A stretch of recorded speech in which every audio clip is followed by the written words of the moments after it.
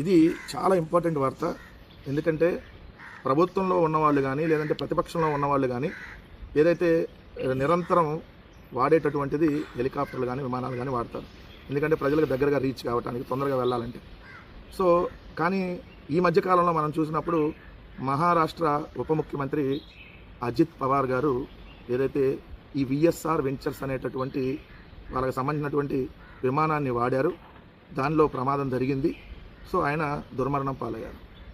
అది జరిగి కొన్ని రోజులు అది పెద్దగా కూడా అవరా. కానీ ఈలోపే ఇక్కడ చూస్తే అదే విఎస్ఆర్ వెంచర్స్ కో పైలట్ సీట్లో విమానం యజమాని నిద్ర. కో పైలట్ సీట్లో పైలట్ పక్కన కో పైలట్ ఉండాలి. కో పైలట్ సీట్లో ఓనర్ వెళ్ళి కూర్చొని ఆడ నిద్రపోతా విఎస్ఆర్ వెంచర్స్ ఫ్లైట్లు నడుపుతున్నారంటే అసలు వీళ్ళకి ఏం బాధ్యత ఉన్నట్టుగా. ఇది నేను చెప్పట్లేదు, సాక్షాత్తు చనిపోయినటువంటి అజిత్ పవార్ కొడుకు జై పవార్ చెప్పినటువంటిది. మొత్తం మీరు మ్యాటర్ చూస్తే మీకు అర్థమవుతుంది. కో పైలట్ సీట్లో విమానం యజమాని నిద్ర. విఆర్ఎస్ వెంచర్స్ విఎస్ఆర్ కదా, విఎస్ఆర్ వెంచర్స్ యజమాని అరెస్ట్ చేయండి. ఆంధ్రజ్యోతి నీకు ఏది విఆర్ఎస్ అని రాసావు? నీకు విఆర్ఎస్ మీ పేపర్కి ఇచ్చేస్తున్నారని చెప్పి వాళ్ళు కూడా విఆర్ఎస్ అవ్వదు కదా. సో ఇది విఎస్ఆర్ వెంచర్స్.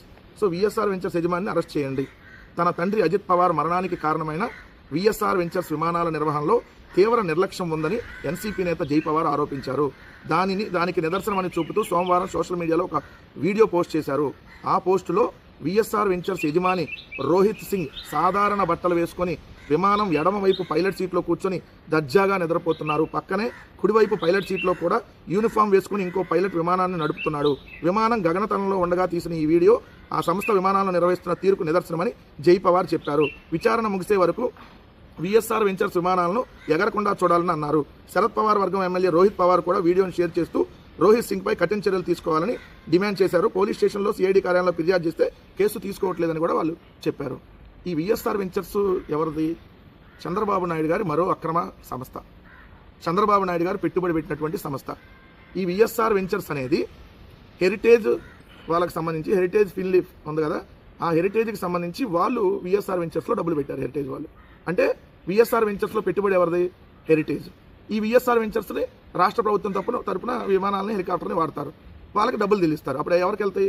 విఎస్ఆర్ వెంచర్స్కి వెళ్తాయి. విఎస్ఆర్ వెంచర్స్కి డబ్బులు ఎక్కడి నుంచి ఎక్కడికి వెళ్తాయి? ఫైనల్గా హెరిటేజ్కి వెళ్తాయి. సో ఇవన్నీ అక్రమ బంధాలే. సక్రమ బంధాలు ఒకటి ఉండవు. సరే మీరు అక్రమ బంధమా సక్రమ బంధం మీరు అట్టేడితే మాకేంటి, కానీ ముందు విఎస్ఆర్ వెంచర్స్ మీద విచారణ జరగాలి. ఎందుకంటే ఇంత నిర్లక్ష్యం ఏంటి? కో పైలట్ సీట్లో యజమాని కూర్చొని దర్జాగా కాలు జాపుకొని నిద్రపోతా, పక్కనే పైలట్ ఫ్లైట్ నడుపుతాడు.